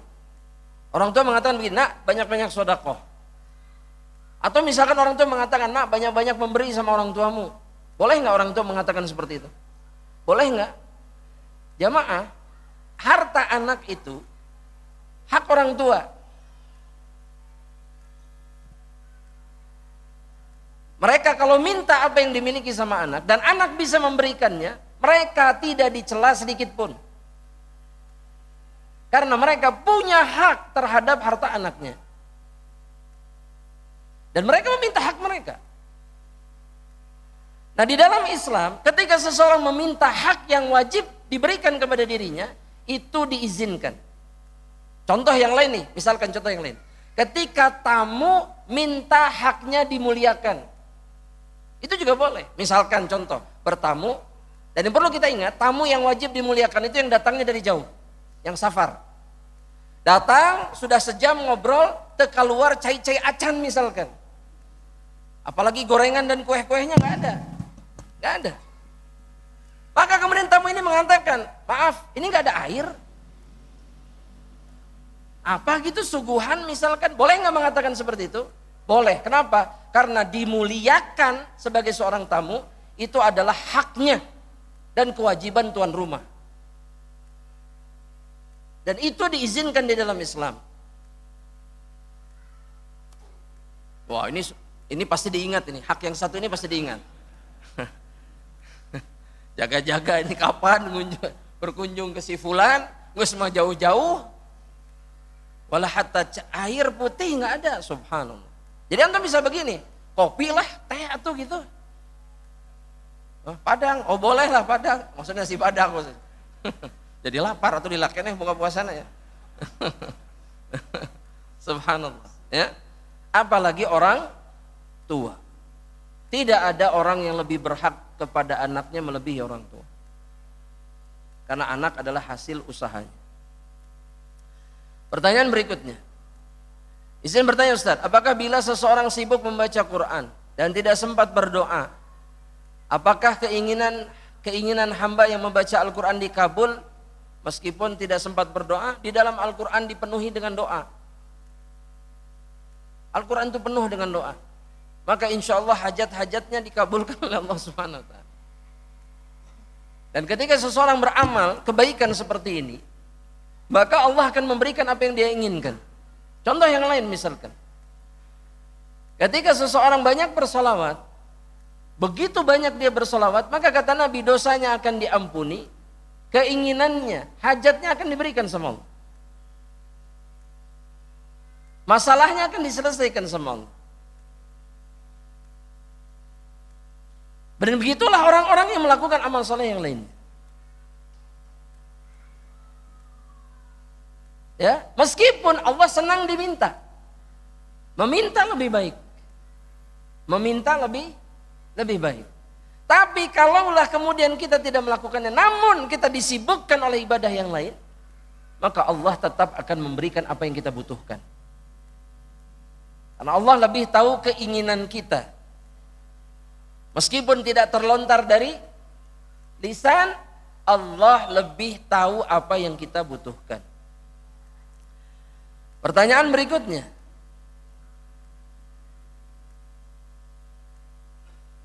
ada orang yang berkeluarga, tapi waliyadzubillah dia melakukan zina di bulan puasa. Bagaimana cara bertobatnya? Apakah harus dirajam terlebih dahulu? Wah, nggak bisa. Kalau di negeri kita nggak bisa dirajam. Iya, nggak ada hukumnya. Itu tidak bisa dilaksanakan. Dan taubat itu bisa menghapuskan dosa apa saja. Ketika seseorang berzina, dia betul-betul bertaubat kepada Rabbnya. Dan kemudian meninggalkan perbuatan kejinya. Dan sibuk kemudian beramal saleh. Untuk membuktikan bahwa dia betul-betul bertaubat kepada Rabbnya. Allah Subhanahu wa ta'ala. Waliyadzubillah. Nasallallahu alaihi wasallam. Ya. Puasa itu sudah syaitonnya dibelenggu, nerakanya ditutup, masih bisa zina juga. Nasallallahu alaihi wasallam. Ustaz, mohon nasihatnya. untuk saya agar merasa cukup dengan pakaian yang sudah lebih dari cukup. Subhanallah. Merasa cukup dengan pakaian yang sudah lebih dari cukup. Ya cukup, sudah cukup. Cukupkan dengan yang ada. Cukupkan dengan yang ada. Ya.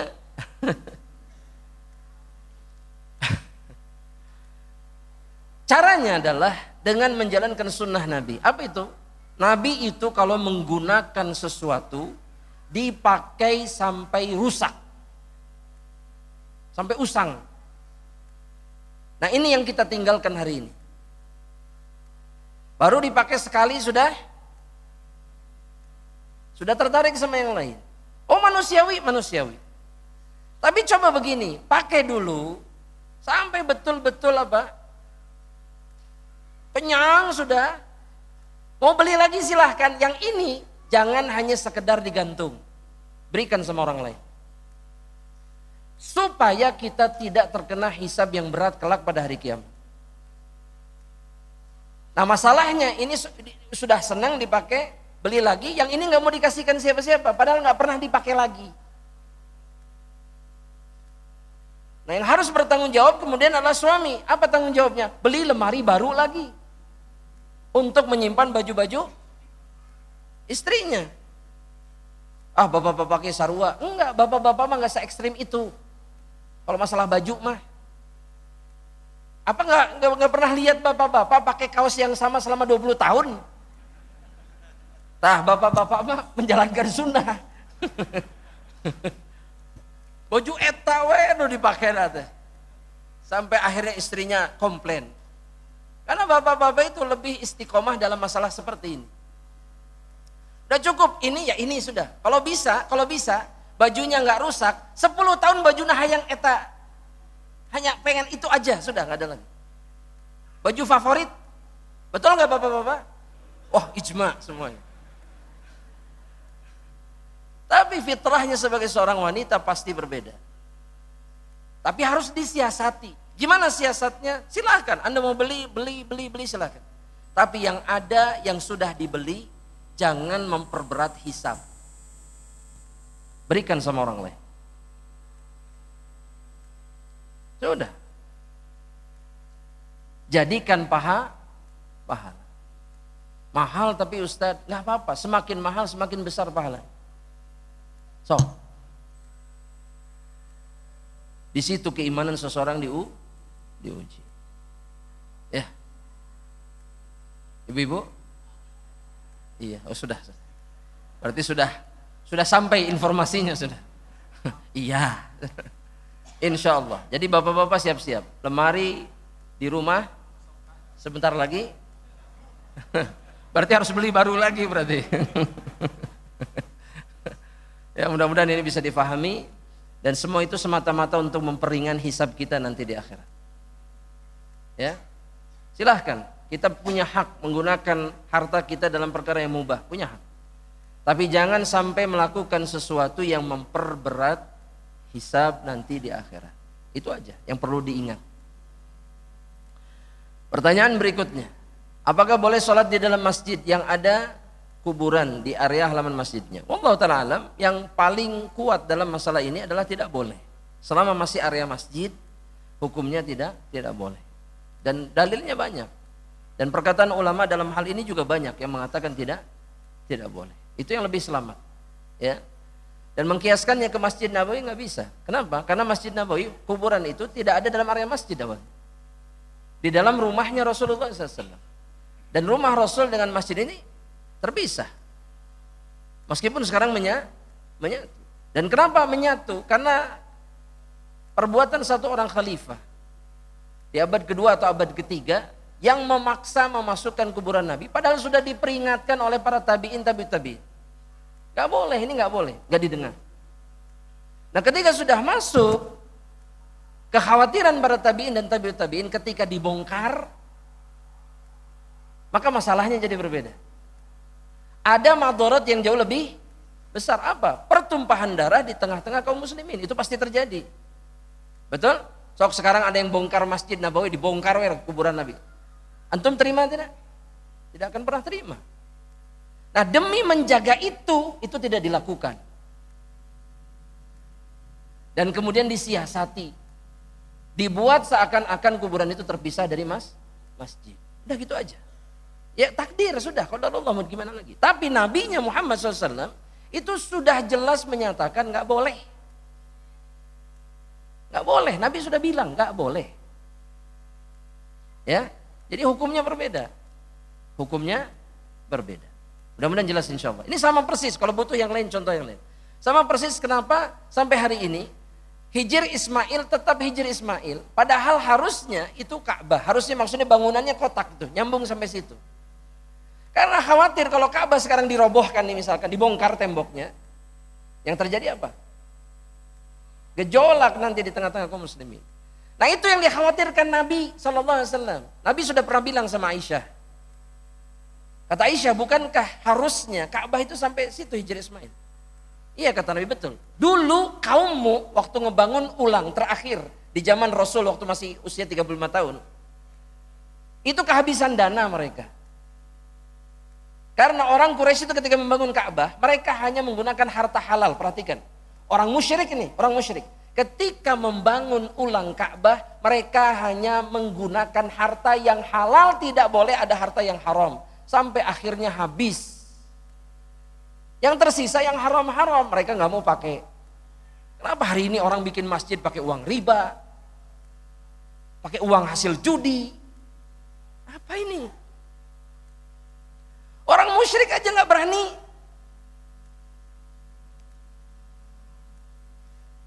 Kata Nabi Muhammad seperti itu.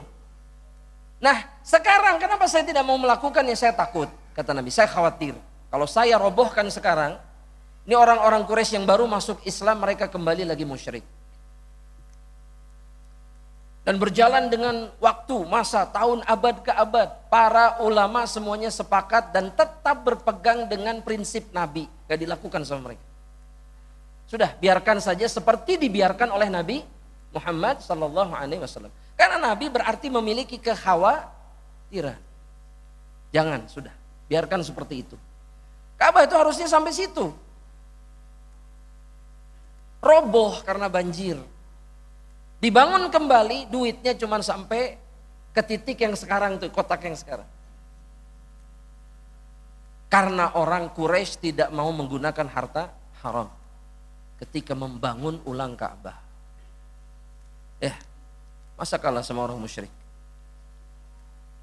Ya, ini mudah-mudahan jadi pengingat. Pertanyaan berikutnya jemaah. Untuk zakat mal bolehkah diberikan langsung kepada fakir miskin tanpa melalui badan amil zakat? Boleh. Bila kita sudah menyampaikan ilmu kepada pasangan, tapi pasangan tidak mau menerimanya, bagaimana Ustadz? Sampaikan terus sampai dia dapat hidayah dan menerima apa yang kita sampaikan. Apakah harus terus menyampaikannya? Iya. Meskipun dapat balasan kata-kata yang kadang menyakitkan, tidak mengapa. Karena begitulah keadaan orang-orang yang menyampaikan kebaikan. Sabar. Sabar. Apalagi mendapatkan perkara yang menyakitkan dari orang yang kita cintai.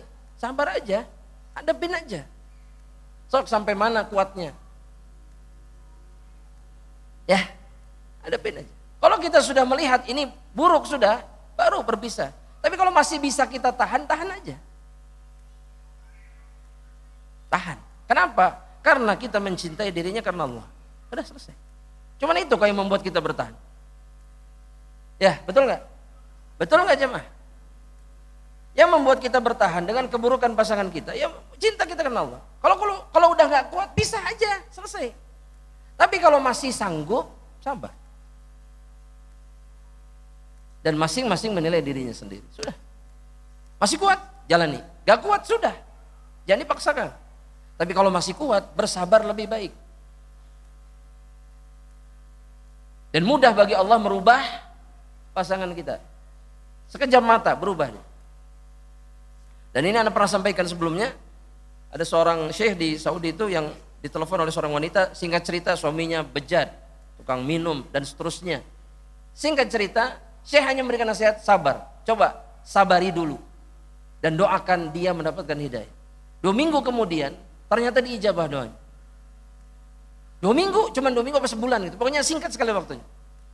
ternyata dalam waktu yang sangat singkat berubah. Jadi orang yang paling baik, laki-laki yang paling baik yang pernah saya jumpai hari ini adalah suami saya sekarang. Rajin ke masjid, lembut sekali sama saya dan seterusnya. Semua karena istrinya tidak pernah putus asa dan bersabar. Tapi kalau tidak kuat sudah, kelas, jangan dipaksakan. Wallahu ta'ala a'lam bishawab. Yang terakhir,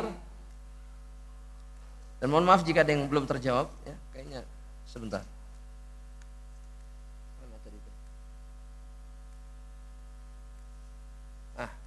Ustadz, anak saya sebentar lagi mau kuliah. Sebaiknya masuk ke fakultas kedokteran atau ilmu syariah, tafsir Al-Quran. Tergantung dia sanggupnya apa. Yang saya maksud begini jemaah. Silahkan. Mau mempelajari apa saja silahkan. Tapi jangan pernah mengenyampingkan ilmu agama.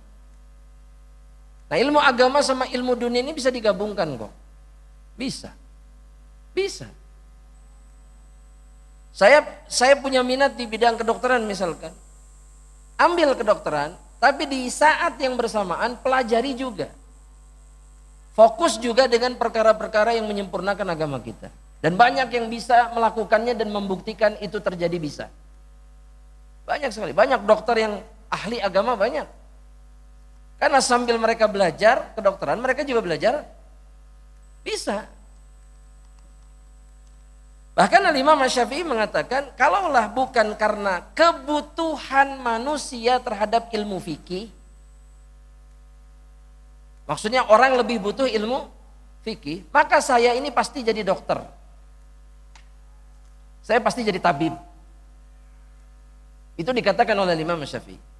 Kenapa? Karena kedokteran itu selain ilmu syar'i, dalam pandangan Imam Syafi'i adalah ilmu yang paling bermanfaat bagi manusia.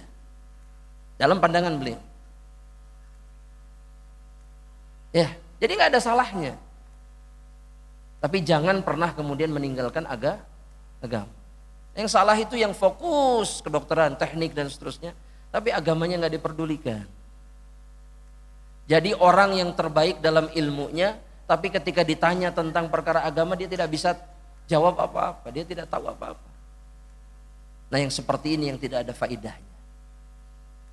Ya, mudah-mudahan jelas insyaallah taala, dan mudah-mudahan Allah terima amal saleh kita di bulan Ramadan ini insyaallah, ya, dan kita dijadikan sebagai hamba-hambanya yang diampuni dan kemudian berhak masuk surga Allah Subhanahu wa taala. Wallahu taala alam.